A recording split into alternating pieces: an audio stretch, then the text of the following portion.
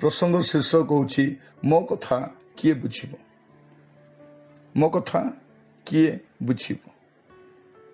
अनेक माँ माने महिला माने भावंती जे मु तो दुख कष्ट सहिबा पई जन्म होइछि, मोर जन्म ही दुख पाई।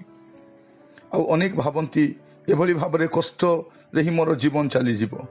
हु केयर्स फॉर मी, मो पाई किए चिंता करूछि। एमनकर मनरे एटा आसे बेले बेले आसे से भावती मो जीवन रे आउरी केबे मु कंफर्ट पाइबी नाई, मो जीवन रे केबे मध्य सुविधा नाई, मु एभली दुख रे ही जीवन काटिबी। एभली अनेकंकर मनरे धारणा अछि। अनेक माँ माने से कहते आज्ञा मोर जन्म ही दुखर कारण अटे, मु जन्म ही नथिले भल ही थांता, मु केबे भी सुख पाइली नै, ना मोर बापा घर सुख पाइली, ना स्वामी ठार सुख पाउछि, ना पुओ झियो ठार सुख पाउछि, बोधे मोर जीवन केवल दुख पाई ही जन्म होइछि बोली। किंतु आमे जानी रखु जे जणे अछंती जे आम पाई चिंता करंती। जदि आपण देखिबे लुक 7 पर्व तार 13 पद देखा जाउछि, ताहाकु देखि प्रभु ताहा प्रति दयारे विगलित होई ताकु कहिले रोद न कर नाही।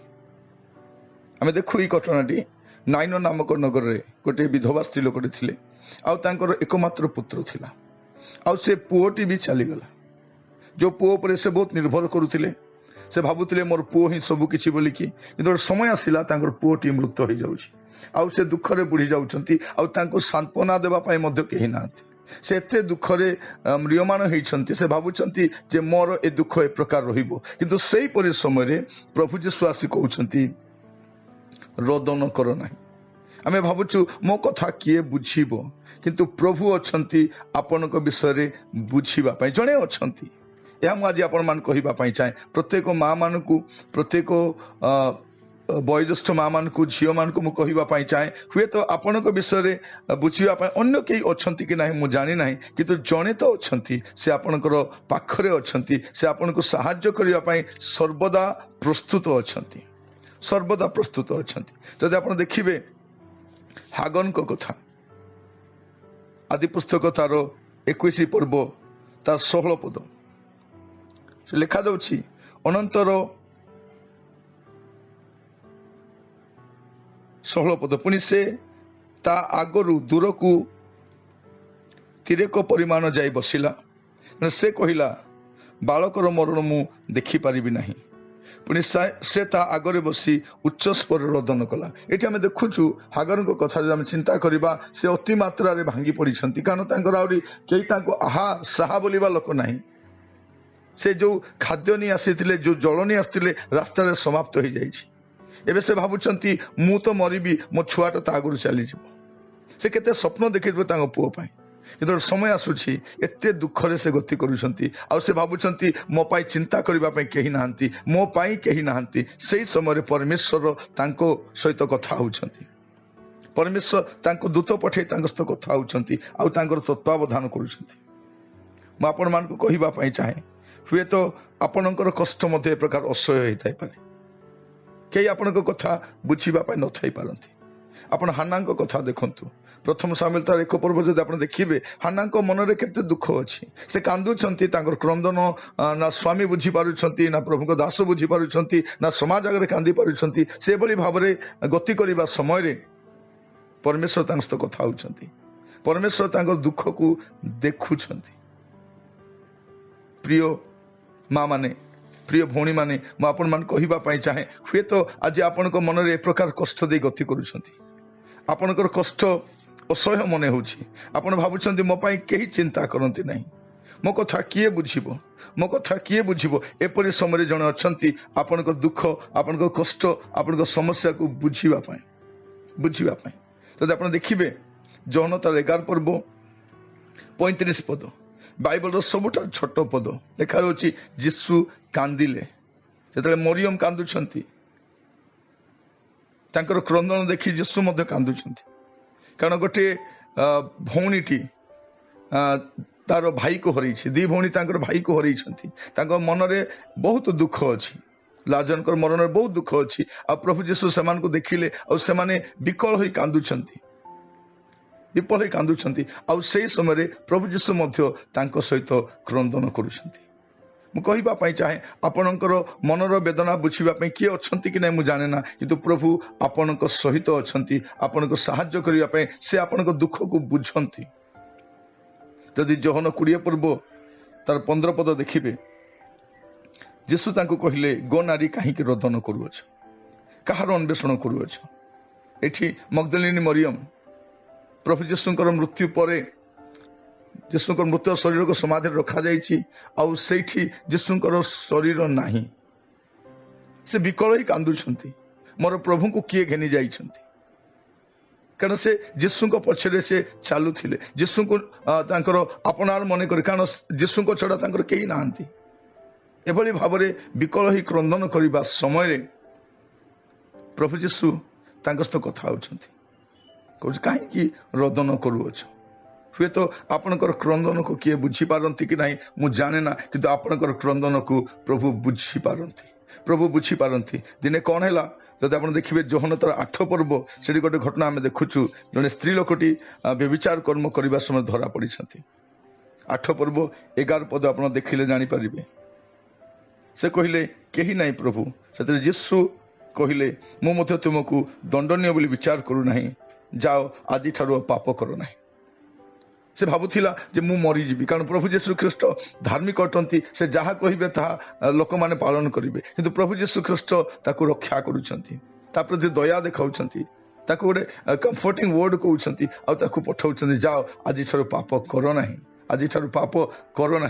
मुझे चाहे आपणकर कौन पर कांदुंट मुझे जानी ना हुए तो जड़े व्यक्ति पाप सकाशे कांदु थी पारती आउ से भावु था हुए तो मोर आउ किसी सुविधा ना मु कौन करी से समय रे प्रभु तांको रक्षा करती। आपण मन थी राहाब बेश्या कथा आम झील 6 पर्व तार 25 पद देखुचु जे गोटे स्त्री लोकटी से भावुची मोर परिवार नष्ट हो राहाब जिते शब्द आसूची राहाब नामटी आम से बेश्या शब्द राहाब बेश्या बोली कहूँ किंतु प्रभु तांको रक्षा करुछंती। आपण समीरण स्त्री को कथा देखंतु से मुह लुचाई बुलिबा स्त्री लोकटी किंतु प्रभु जीशु ख्रीस्ट तांको भी दया करुछंती दया करुछंती। मु कहिबा पई चाहे हुए तो आपण पाप सकाशे कांदुथिबे नचेत आपणकर रोग सकाशे कांदुथिबे हुए तो आप कौन रोग रे कष्ट पाउछंती किंतु आपण को आहा बोलिबा लोक कहीं नांती आपण को साहाय्य करबा लोक नांती आपण को जत्न नेबा लोक कहीं नांती आपण को तत्वावधान नेबा लोक कहीं नांती किंतु सही समय प्रभु आपण को दया करबा पे मध्य प्रस्तुत अछंती।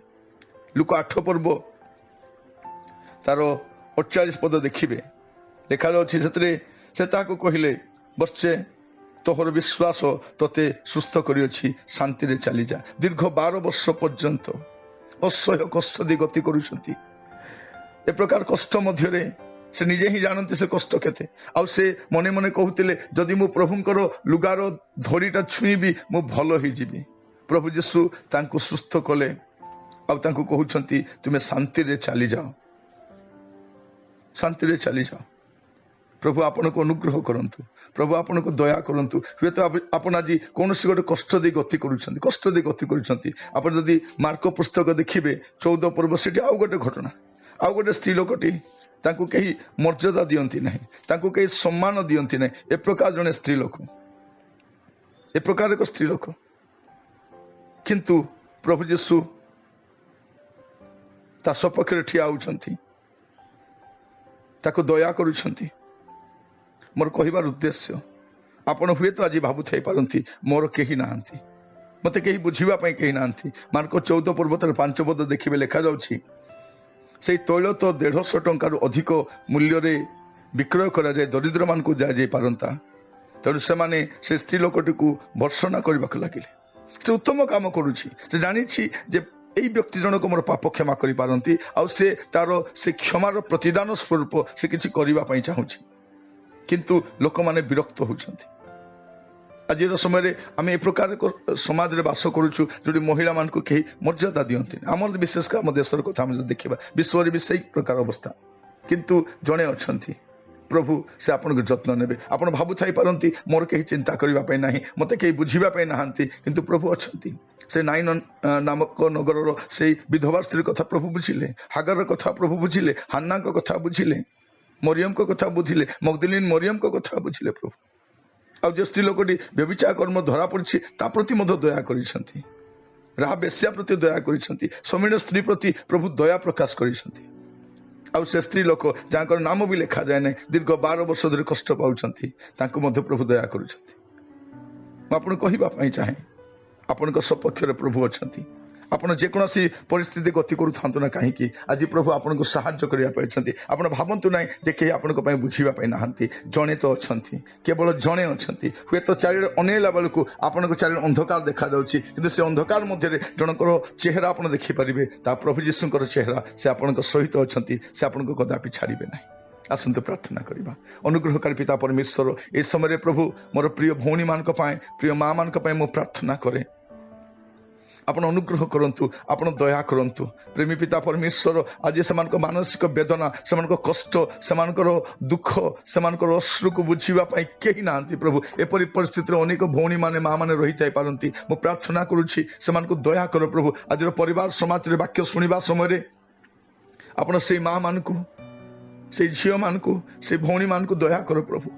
ପ୍ରଭୁ ସେମାନଙ୍କ ସପକ୍ଷରେ ଠିଆ ହୁଅ, ସେମାନଙ୍କୁ ଅଶ୍ରୁ ପୋଛି ଦିଅ, ସେମାନଙ୍କୁ ବଳ ଦିଅ ପ୍ରଭୁ। ଆଉ କୁହ ପ୍ରଭୁ ଯେ ମୁଁ ତୁମ ସହିତ ଅଛି, ମୁଁ ତୁମ ସହିତ ଅଛି। ପ୍ରଭୁ ଆପଣଙ୍କ ସାନ୍ନିଧ୍ୟ ଲାଭ କଲେ ପ୍ରଭୁ ସେମାନେ ପୁଣି ବଳବାନ ହେଇଯିବେ, ପୁଣି ଥରେ ସକ୍ରିୟ ହେଇଯିବେ, ପୁଣି ଥରେ ପ୍ରଭୁ ସେମାନେ ସତେଜ ହୋଇ ଉଠିବେ ପ୍ରଭୁ। ଏ ପ୍ରକାର ଅନୁଗ୍ରହ କର। ଯଦି କୌଣସି ପାପ ଥାଏ କ୍ଷମା କର ପ୍ରଭୁ, ରୋଗ ଥାଏ ସୁସ୍ଥ କର ପ୍ରଭୁ, ସମସ୍ୟା ଥାଏ ସମାଧାନ କର ପ୍ରଭୁ। ଯଦି ହୁଏତ ସେମାନେ ଆଜି ଏ ପ୍ରକାର ଏକ କଷ୍ଟ ଦେଇ ଗତି କରୁଛନ୍ତି, ତାଙ୍କ ପାଇଁ ବୁଝିବା ପାଇଁ କେହି ନାହିଁ ପ୍ରଭୁ, ଆପଣଙ୍କୁ ତାଙ୍କ ସହିତ ଠିଆ ହୁଅନ୍ତୁ। ପ୍ରାର୍ଥନା ଶୁଣିଥିବାର ଅଶେଷ ଧନ୍ୟବାଦ ଦିଏ।